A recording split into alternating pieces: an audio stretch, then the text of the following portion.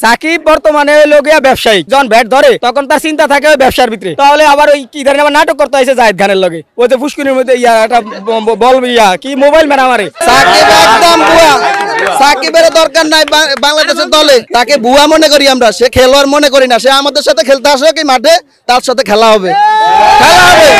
এই ম্যানগুলো দিয়ে সামনে ভবিষ্যতে কিছু আশা করা যায় না। ক্রিকেটের ভিতরে টাকা খায়া ওরা মানে এই সমস্ত কাজগুলা করতেছে। এখন যে হলো ওনারা যদি টল করা হবে না, বিশেষ সেরা অলরাউন্ডারই ঠিক আছে। সিনিয়র প্লেয়ার দলে না থাকার কারণে দল শক্তিশালী থাকে না, শক্তিশালী না থাকার কারণে এই যে ম্যাচ হারে। সাকিব বর্তমানে হইলো গিয়া ব্যবসায়িক, আর ব্যবসায়ীকে আমরা দলে রাখতে চাই না। যখন ব্যাট ধরে তখন তার চিন্তা থাকে ওই ব্যবসার ভিতরে, যে আরে আমার ওই কোলে একটা ফোসার আছে। তাহলে আবার ওই কি ধরেন আবার নাটক করতে হয়েছে জাহিদ খানের লগে, ওই যে ফুসকুনির মধ্যে একটা বল কি মোবাইল মেরা মারে। এগুলি সম্ভব, কারণ একটা বিশ্ব খেলোয়াড়, ওরা কইলো বিশ্ব খেলোয়াড়, তো বিশ্ব খেলোয়াড়ের বৈশিষ্ট্য ওই ফুসকুনির মধ্যে নাটক করে, টিকটক করে। একদম বিশ্বমানের ক্রিকেটার টিকটক করতে বলি, আমরা তো চাই না যে টিকটক করুক। ফুটবলে হ্যাঁ ভালো মানে শেখ হাসিনা বলছিল, সাকিব তুমি বলছো তুমি বক্তব্য দিতে পারো না, তুমি কি করবা, চক্কা মারবা, খালি উইকেট লইবা। তো তোর উইকেট লা, তুই টিকটক করতে আসকা। সাকিব রে দলের তরে পরিত্যাগ করতে হবে না, কি কয়টা রে, মানে আপাতত অবসর রাখতে হবে। আর কিছু জুনিয়র ম্যান দিয়ে তারা দলের করতে চায়, ক্যাপ্টেন বানাতে চায়। কারণ হয় না সিনিয়রের কোনো দাম নাই, এই জন্য দল উর্বরবি হারতেছে। সাকিব তো ভুয়া, সাকিব একদম ভুয়া।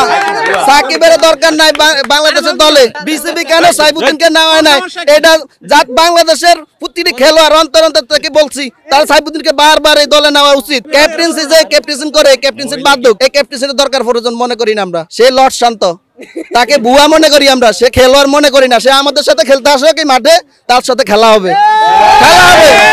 আর কিছু বলতে চাই না। রাজমোহন শান্ত এবার বিপিএল কিন্তু কোনো ফর্মে নাই, তিনও সিরিজের মানে ক্যাপ্টেন্সি দিতে, তো তার ক্যাপ্টেন্টের ইয়েতে তার পারফরমেন্স আরো নিজ অবস্থা খারাপ হয়ে যেতে আছে। এই ম্যানগুলো দিয়ে সামনে ভবিষ্যতে কিছু আশা করা যায় না। লর্ড শান্ত বাংলাদেশে এমন বর্তমানে ওপেনার কেউ করতে পারে না, একমাত্র খালি করতে পারে আমাদের তামিম ইকবাল।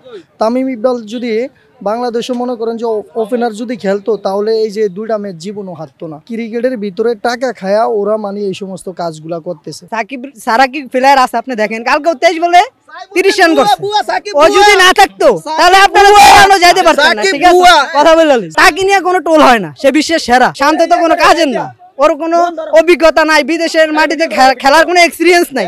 সাকিবের আছে, ও খেলে না এমন কোনো ম্যাচ আছে। এখন যে হলো ওনারা যদি টল করা হবে না, বিশেষ সেরা অলরাউন্ডারই ঠিক আছে। ও সারা বাংলাদেশ অন্ধকার পথে যাবে, আর সামনে তো ও রিটায়ার্ড হইতেছে কিংবা অপশন নিতেছে। শান্ত ক্যাপ্টেন, ওর হয়তো মানসিকভাবে ওর সমস্যা আছে, মানে মানসিকভাবে সে ভেঙে পড়েছে, তার জন্য অন ক্যাপ্টেন চেঞ্জ করা উচিত। মেহেদী হাসান মিরাজ ওকে শীঘ্রই দলে ফেরানো উচিত। মানে যখন ইয়াং জেনারেশন খেলতে খেলতে একটু নেক্সট লেভেলে যায়, তখন তাদেরকে বাদ দিয়ে আবার নতুন ইয়াং জেনারেশন ঢুকায়।